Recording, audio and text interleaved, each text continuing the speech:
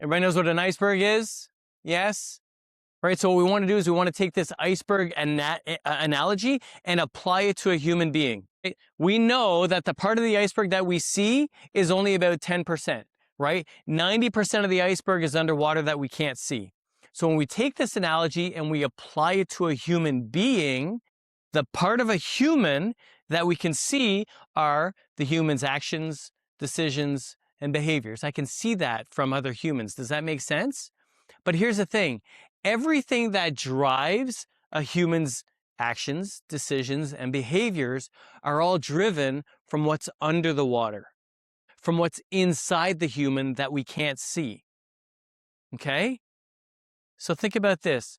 If I want to change the actions, decisions, and the behaviors in my business to have greater results, well, the first thing we're going to want to do is we're going to address our skills, right? I can't see if I look at Tara, I have no idea what her skills are, right? Like I can see she's properly groomed and dressed and all that kind of stuff but I cannot see her skills. It's inside, it's under the water in the iceberg. But think about this. If I want to become a successful business owner running a profitable, stable, and sustainable business, and I want to make better actions, decisions, and behaviors around financials, well, do you think I might need to develop some skills around better understanding financials? Of course, right? But here's what happens. When people choose not to go off and develop whatever skills I'm looking for, better marketing, better KPIs, right? Then if we go a little bit deeper in the iceberg, we run into this thing called beliefs. And more times than not, we have these things called limiting beliefs, right? That are going to prevent us from going off and developing those skills. I can't go off and understand profit and loss and cash flow statements, right? I don't know anything about financials. I'm not a finance person, right? I'm a home builder. That's a limiting belief, right? And then the other thing about beliefs is it can work for you.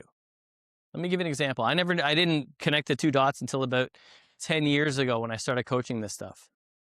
When I was in grade 8, so education, engineering, got off, career in engineering, right? Education, engineering, career, engineering, apps engineer, business development.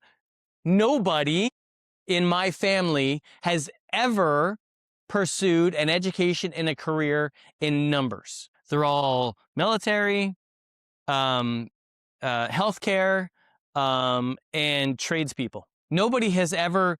So why me? Here's what happened in grade 8. In grade 8, the elementary school that I was going to in Ottawa, they were closing.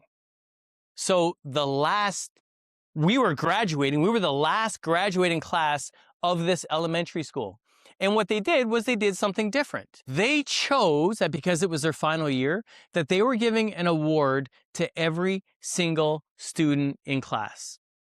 And so, of the 8 or 10 students that were in class, everybody got an award. Think about this in elementary school.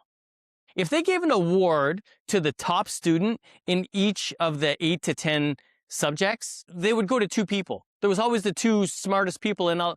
But guess what? Everybody got an award. And guess what award I got? I got the math award, right? Now, I didn't suck at math. I might have been top 3, top 4. I wasn't top 1 or 2. But I ended up getting the math award. And guess what I believed from that day on? Numbers are easy. It comes easy to me. I believe that I'm great with numbers.